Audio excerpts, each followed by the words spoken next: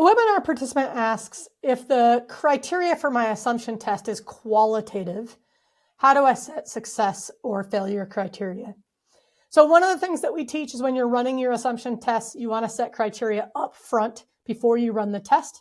This is going to guarantee that your test is actionable and that you're not wasting your time running the test. So the first thing I want to highlight about this question is the purpose of an assumption test. Ideally, we're simulating a moment where we can observe behavior. So with a prototype, we're not saying, what do you think? And we're trying to evaluate a qualitative answer. We're asking our participant to do something and we're observing their behavior, right? Try to accomplish this task. We're observing what they do.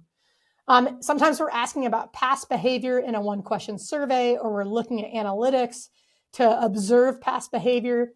But generally, we want to structure our success criteria so that we are evaluating the assumption based on a customer's behavior.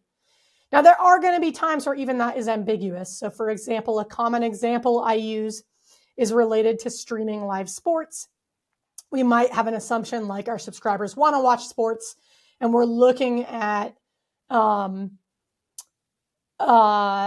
search queries, looking to see if they already search for sports. Now, we might set success criteria like 25 out of 500 queries are related to sports. That's a clear threshold, but we have some ambiguity because related to sports is very qualitative. How are we going to evaluate that?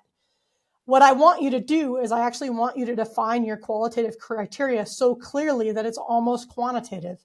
So I might, in this instance, say, we're going to evaluate search queries based on whether or not they're related to these specific sports leagues in the United States.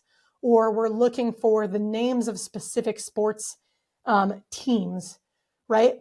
The reason why we're doing this is we want to define our criteria in a way that it's not ambiguous, so that you literally could hand your criteria to somebody else who wasn't involved in designing the test, and you could also give them the results, and they could evaluate did the test pass or fail. This is really critical. So even when there's some ambiguity, or even when there's a qualitative component, you still want to create as clear of success criteria as possible. I suspect the root of this question was more around their testing mechanism isn't quite right. So we're not looking for qualitative feedback. Do you like this or not? Right? The purpose of our assumption tests is, are they exhibiting the behavior we need them to exhibit in order for our solution to be successful? So a lot of this might be rooted in the test design itself. And if you need help with designing assumption tests, check out the article linked in the post. It's our comprehensive guide on assumption testing. And if you want to go deeper, if you want to get some hands-on practice in that article, we also link to our assumption testing course where we design real-world assumption tests, and you get a lot of practice. All right, and then if you are watching and you have experience with defining sort of some more rigorous criteria around these qualitative elements, do me a favor, share your experience in the comments. I'd love to see what folks are doing.